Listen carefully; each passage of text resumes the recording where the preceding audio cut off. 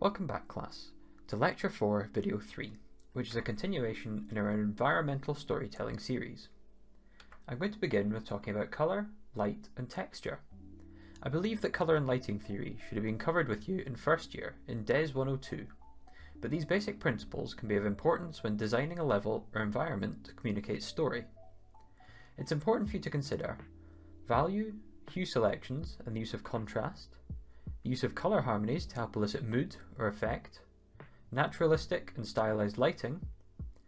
While some of the techniques from film and photography do not translate directly into games, lighting design, for instance 3-point lighting, and other lighting techniques can be used to draw the player's attention.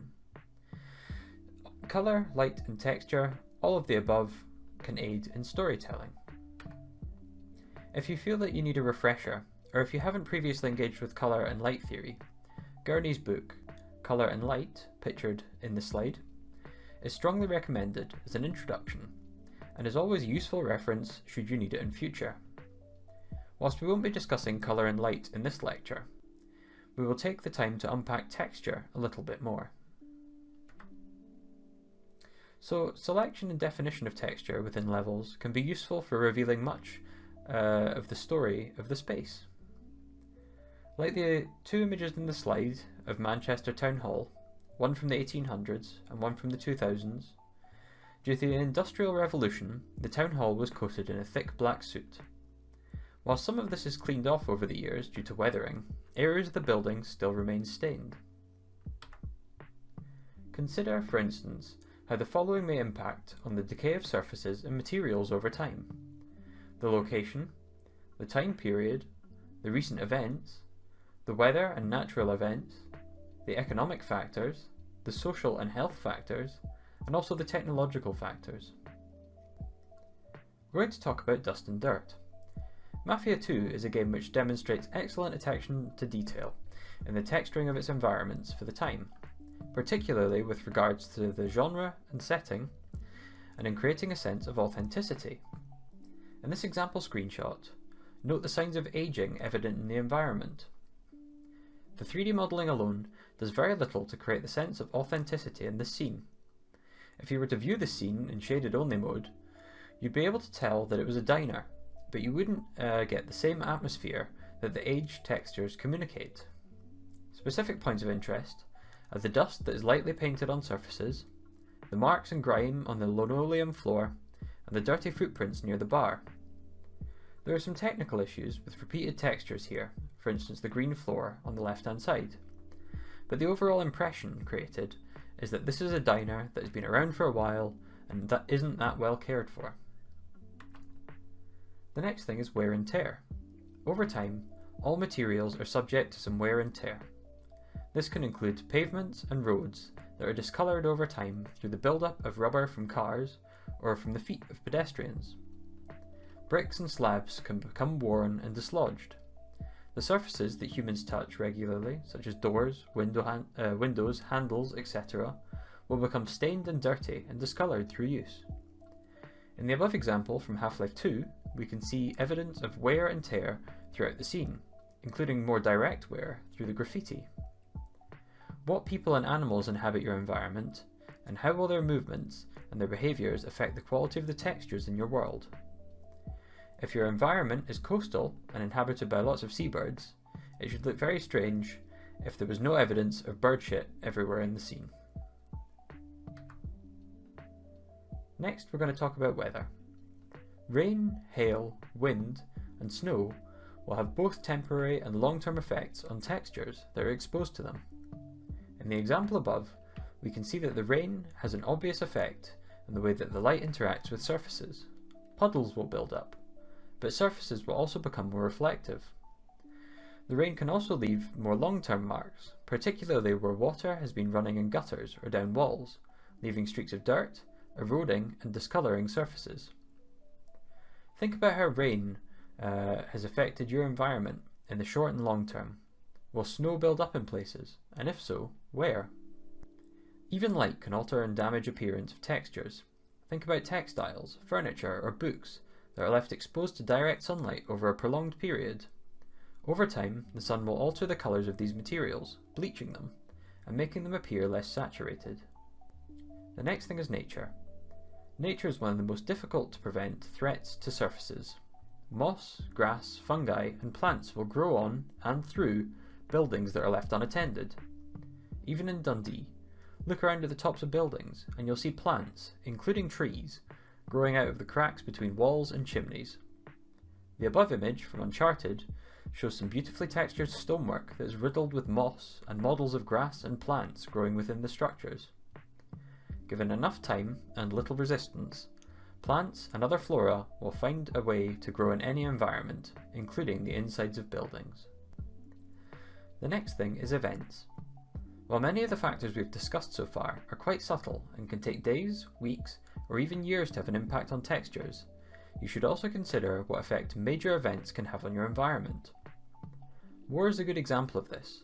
With gunfire, smoke, bombs, explosions, mass panic, general apathy towards the environment, war can dramatically transform the appearance of textures in an environment in a way that can be evident for decades. The above example from Sniper Elite shows obvious signs of war in the quality of the textures as battle continues to unfold. But think about the temples in Vietnam, which are riddled with bullet holes from war half a century ago. And war isn't the only major event that can transform the appearance of textures. Think about natural disasters and how they can affect how surfaces look. Today, ancient buildings bear the scars of earthquakes and storms that ravaged them centuries ago. The next texture that we're going to talk about is clean. Sometimes the nature of the world you're working on will call for stylized textures that are unreal or suggest that this world exists outside the one that we know. Even games that are apparently set within the real world, such as Mirror's Edge, can use textures to visually communicate otherworldliness. Textures that appear too clean, too shiny, and too free from effects of time should always be planned as such. They should be part of the overall visual design and the intentional style of the game. This may be dictated by story, genre, or simply the desired look and feel for the game. If the world is not meant to be stylized or uncanny, then overly clean textures can easily shatter player suspension of disbelief. The next is cartoon reality. Even cartoon games can take much of their visual design for textures from the appearance of surfaces in the real world. While the colour palette for Sonic 4 is highly saturated and bold, note that the textures have quite realistic details within them. In the above image, we can see moss, cracks, and dirt building up on the bricks. Plants and vegetation reflect light in ways that reveal how rubbery the leaves are or how wrinkled the bark is, and the water and sky showcase noise and variation in detail that mimic the way these elements form in reality.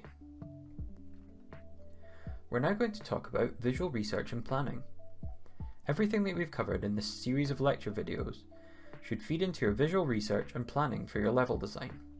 This work touches on both level design and environment art.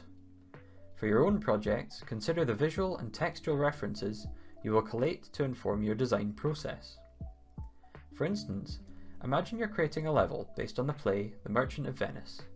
You might incorporate the following sources into your research. You might incorporate paintings of the city from the period, images of period architecture, visual documents from the time, texts on the period and also texts on the play, and also other interpretations and adaptations of the play. I'd expect many of these aspects to be explored via annotated mood boards or similar visual communication tool. Include this visual research and reference material in your submission. Do you recognise this game? This screenshot is from the Fulbright company's Gone Home. Gone Home's environments are built upon excellent visual research and planning. Gone Home also demonstrates that excellent production design doesn't require a AAA budget. At this point, I normally show a video from Gone Home, but due to copyright I can't, so I'll embed that video below for those who are interested. But for those of you with an interest in environmental storytelling and production design, I highly recommend either watching a full Let's Play or buying through the game and playing it. We're now going to talk about mise en scène. In the book Film, Form and Culture by Robert Kolker, he defined mise en scène as the use of space within the frame, the placement of actors and props, the relationship of the camera to the space in front of it, camera movement, the use of colour or black and white lighting, and the size of the screen frame itself. This encompasses set design, space, depth, scale, proximity, lighting, composition, costume design, makeup, hair, and post-processing. A lot of these areas were discussed in DES 102, but a key reference that you can use when designing and evaluating your own work is The Visual Story by Bruce Bloch. This serves as a great guide to composing scenes to enhance storytelling, mood, and atmosphere. Henry Jenkins' essay, Game Design as Narrative Architecture, is a seminal contribution to thinking on storytelling in game environments. Some ideas, such as the ludology versus narratology debate, are outmoded, but everyone is encouraged to read this key text. You can access Jenkins' essay, linked below the video in the My Learning space. The key takeaways from this text are that not all games tell stories or want to tell stories. Games may be an abstract, expressive, and experimental in form, or closer to music or modern dance than to cinema. 2. And then the whole game doesn't necessarily tell a story. Storytelling can be localized. So narrative can enter such games on two levels, in terms of broadly defined goals or conflicts, and on the level of localized incidents. 3. Importantly, games introduce spatiality as a means of telling stories. Game designers should not only consider the game's story as a separate entity, but should consider how the formation of space can convey story. Level design is less like being a storyteller and more like being a narrative architect. You can convey story through descriptive worlds more effectively than can be achieved through other media. In terms of spatial stories and environmental storytelling, writers like Tolkien, Verne, or Tolstoy pushed up against the limits of spatial storytelling in their medium. Games allow this to be more fully and richly explored. Every texture, prop, element helps to support the atmosphere and build the world.